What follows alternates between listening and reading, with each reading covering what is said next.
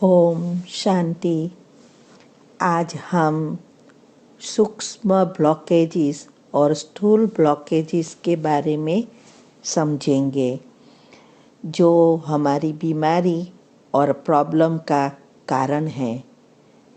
Last time हमने देखा कि न्यूरॉन को बैलेंस और ग्रुप में रखने के लिए जरूरी है न्यूरोट्रांसमीटर की क्रिया, मना बायोकेमिकल्स उत्पन्न करना और उसको बैलेंस में रखना बहुत आवश्यक है।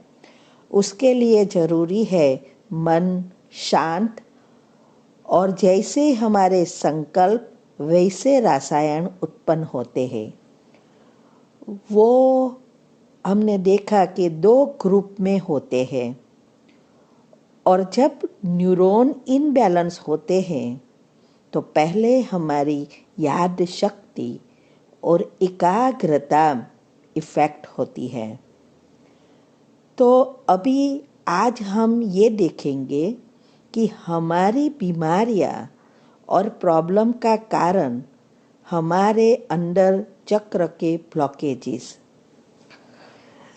हमारे अंदर 80% ब्लॉकेजेस तक कोई भी बड़ी बीमारी दिखाई नहीं देती, माना उसका पता नहीं चलता।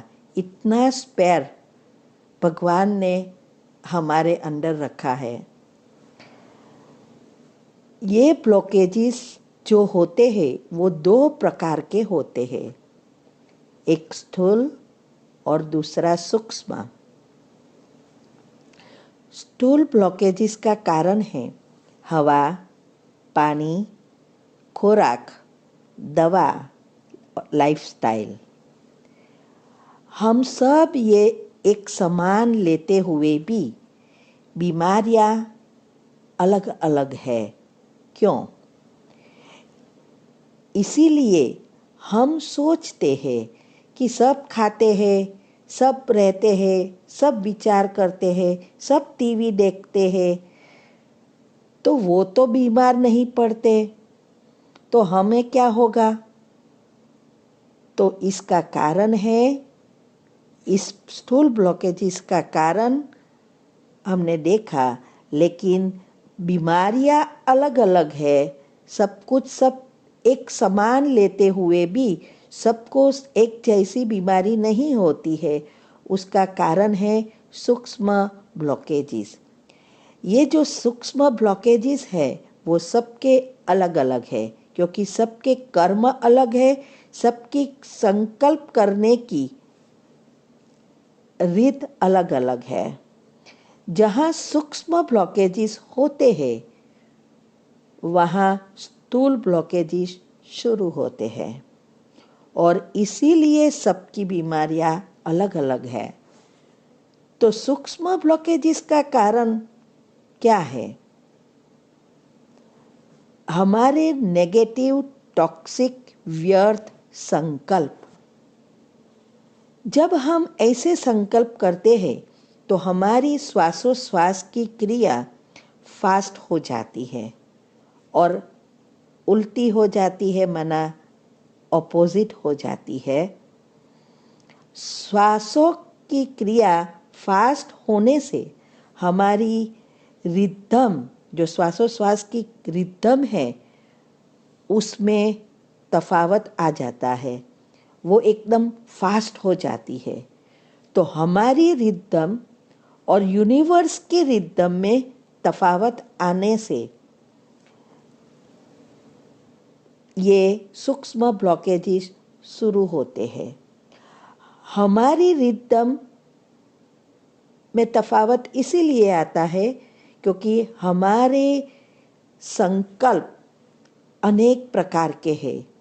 क्योंकि शरीर और आत्मा 2 चीज़ है, तो दोनों चीज़ों के बारे में विचार आएंगे। और परमात्मा की एनर्जी जो यूनिवर्स में है, उसकी रिदम एक समान है, सदा स्लो शांत है, क्योंकि उसके पास शरीर नहीं है। तो उसके पास गुणों का ही स्रोत है। तो एक समान रिदम चलती रहती है। तो जब हमारी श्वासों की क्रिया फास्ट हो जाती है और रिदम फास्ट हो जाती है, तब हमारी और परमात्मा की रिदम, यूनिवर्स की रिदम में तफावत आ जाता है। तो उस तफावत के कारण हमारे चक्रों में खिंचातान होती है, माना घर्षण उत्पन्न होता है, और इससे चक्रों में एनर्जी इजी फ्लो नहीं होती, और इसीलिए चक्रों में रुकावट आने से ब्लॉकेजेस शुरू होते हैं। यही है बैड एनर्जी कहो या पाप कर्म कहो, क्योंकि पाप या पुण्य कर्म एनर्जी के रूप में ही होते हैं। ये चक्र हमारे ये जो 7 रंग है, तत्व है और गुणों से जुड़े हुए हैं। अगर हमें चक्र को खोलना है तो गुणों का चिंतन करने से हम उस तक पहुंच सकते हैं, खोल सकते हैं। ये 7 चक्र में जो नीचे के 3 चक्र है वो भौतिकता से जुड़े हुए हैं, और बीच में जो अनाहत चक्र है वह बैलेंस चक्र है। इसीलिए कहीं कहते हैं कि आत्मा हृदय में बैठी है,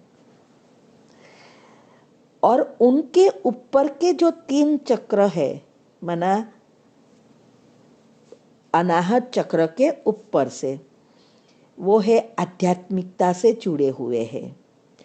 जितना हम भौतिकता से निकलते जाते हैं, माना नीचे के चक्र जितने खुलते हैं उतना हमारा अनाहत चक्र खुलता है। तब हम ऊपर की ओर, आध्यात्मिकता की ओर इजीली आगे बढ़ते हैं। इसीलिए बाबा भी हमेशा कहते हैं कि मन बुद्धि से सब चीज़ों से डिटैच हो जाओ। सब कुछ करते हुए, सब कुछ यूज़ करते, संबंध निभाते, मन बुद्धि से सब कुछ भूलना है और सबको निस्वार्थ प्रेम करना है।